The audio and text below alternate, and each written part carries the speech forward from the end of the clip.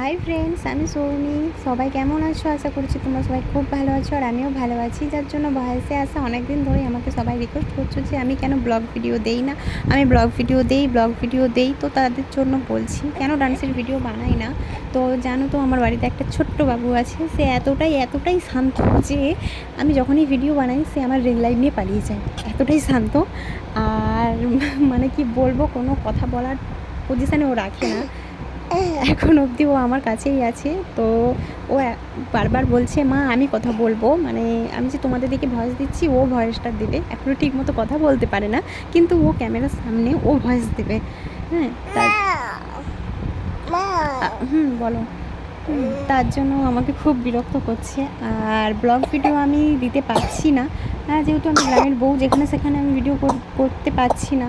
তোমরা এখন বলবে লোকের কথা শুনে লাভ নেই, তো আমিও জানি লোকের কথা শুনে লাভ নেই, তবু আমার কেমন লাগে একটু।